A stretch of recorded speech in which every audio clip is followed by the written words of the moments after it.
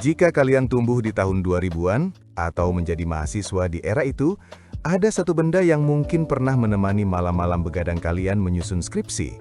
Sebuah benda kotak, tebal, berat, tapi rasanya tidak bisa dihancurkan. Di sudutnya tertulis 7 huruf yang memberikan jaminan kualitas. Toshiba. Dulu di Indonesia, Toshiba adalah raja. Seri Satellite adalah mobil kijangnya dunia laptop. Semua orang mempunyainya. Tapi, cobalah kalian pergi ke toko elektronik hari ini. Carilah laptop baru bermerek Toshiba. Kalian tidak akan menemukannya. Kemana perginya raksasa teknologi Jepang ini? Bagaimana mungkin perusahaan yang menciptakan laptop pertama untuk pasar massal di dunia tiba-tiba lenyap dari rak toko di Indonesia? Siapkan kopi kalian. Kita akan menyelami sejarah panjang selama 148 tahun. Kisah tentang 2 orang jenius dan akhir yang memilukan dari sebuah legenda.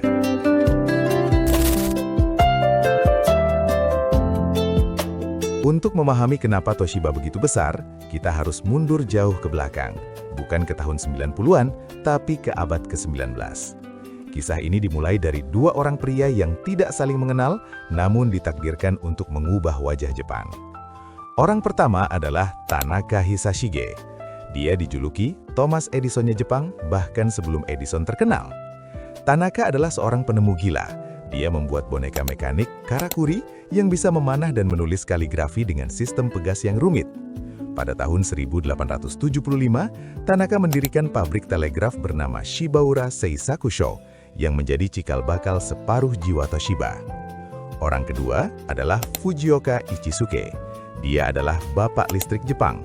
Pada tahun 1890, ia mendirikan Hakunetsusha yang berubah nama menjadi Tokyo Denki, perusahaan pertama di Jepang yang memproduksi lampu pijar listrik. Puluhan tahun berlalu, kedua perusahaan raksasa ini, satu ahli mesin berat, satu ahli kelistrikan, akhirnya memutuskan untuk bersatu. Pada tahun 1939, Tokyo dan Shibaura Seisakusho melakukan merger atau penggabungan. Tokyo, Shibaura, lahirlah Toshiba. Selama dekade berikutnya, Toshiba menjadi simbol keajaiban ekonomi Jepang pasca perang. Mereka membuat segalanya, mulai dari penanak nasi pertama di Jepang, oven microwave, televisi berwarna, hingga reaktor nuklir. Tapi, inovasi terbesar yang mengubah dunia dan membuat nama mereka harum di Indonesia baru lahir di pertengahan tahun 80-an. Tahun 1985, dunia komputasi sedang berubah. Komputer saat itu besar, terpaku di atas meja. Tapi, Toshiba punya ide gila. Mereka meluncurkan Toshiba T1100. Banyak yang menganggap ini adalah laptop IBM kompatibel pertama di dunia untuk pasar massal. Harganya mahal, layarnya monokrom, tapi ia bisa dibawa kemana-mana. Ini adalah kakek moyang dari laptop yang kalian pakai sekarang. Sejak saat itu, Toshiba memimpin pasar laptop dunia selama 7 tahun berturut-turut di tahun 90-an. Lalu, bagaimana dengan Indonesia? Masuk ke tahun 2000-an hingga awal 2010-an, Toshiba menemukan rumah keduanya, Indonesia. Kenapa Toshiba begitu populer di sini? Jawabannya sederhana, Toshiba Satellite. Seri Satellite, terutama L-Series dan C-Series, adalah primadona. Ingat laptop Toshiba yang tebal dengan speaker Harman Kardon di atas keyboard dan bodi plastik yang kokoh? Itu adalah standar laptop mahasiswa pada zamannya. Ada stigma di masyarakat kita saat itu. Kalau mau awet, beli Toshiba. Kalau mau gaya, beli Sony Vaio. Kalau mau murah, beli Acer. Toshiba dianggap badak, tahan banting. Spare partnya melimpah di Mangga 2. Service centernya ada di mana-mana.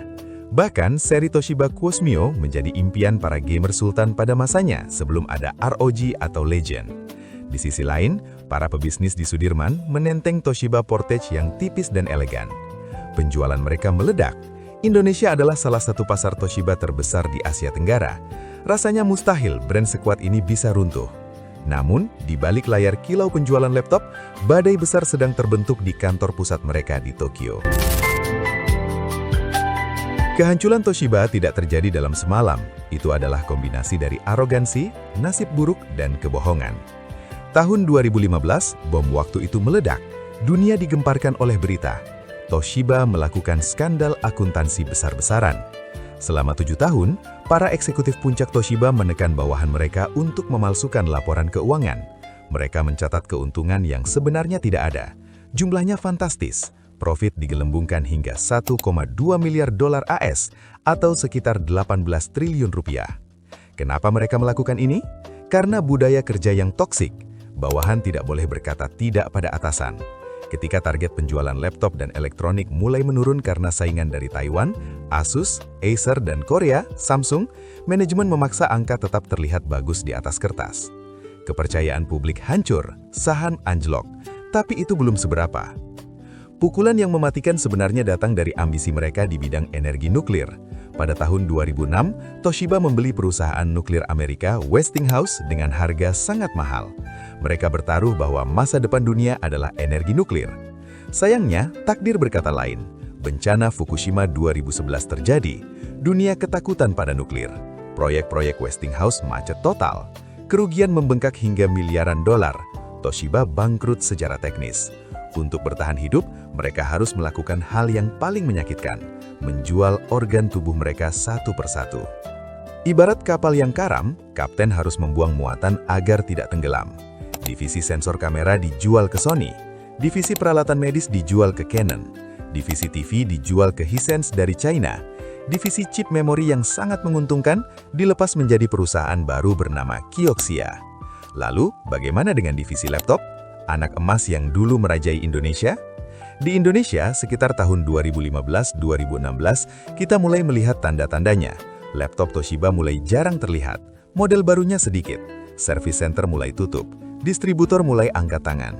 Toshiba perlahan menarik diri dari pasar konsumen B2C di Indonesia karena persaingan harga yang brutal melawan brand China dan Taiwan. Puncaknya terjadi pada Juni 2018. Toshiba akhirnya menjual 80,1% saham bisnis PC atau laptop mereka ke Sharp, yang saat itu sudah dimiliki Foxconn. Harganya berapa?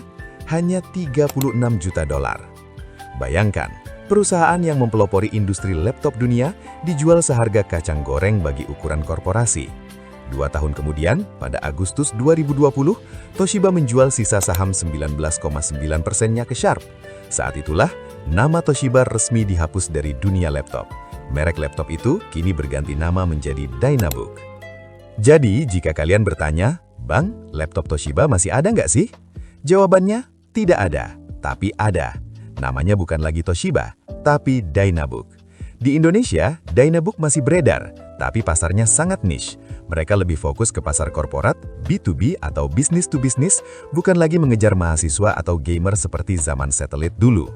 Toshiba sebagai perusahaan induk atau Toshiba Corporation masih ada, tapi kini mereka fokus pada infrastruktur, energi, dan sistem transportasi. Mereka bukan lagi teman elektronik di ruang tamu atau di tas ransel kalian. Hilangnya laptop Toshiba dari Indonesia mengajarkan kita satu hal pahit. Dalam dunia teknologi, nama besar bukanlah jaminan keabadian. Inovasi tanpa integritas bisa menghancurkan warisan ratusan tahun.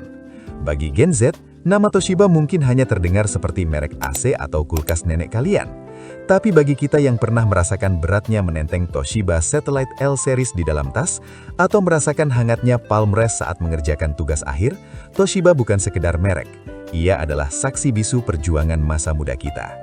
Terima kasih Toshiba untuk ketahanan badaknya dan untuk kenangan Hello Toshibanya. Logomu mungkin hilang dari punggung layar laptop kami, tapi kenangannya abadi. Terima kasih sudah bernostalgia bersama. Jangan lupa like dan subscribe untuk kisah nostalgia teknologi berikutnya. Sampai jumpa di video berikutnya.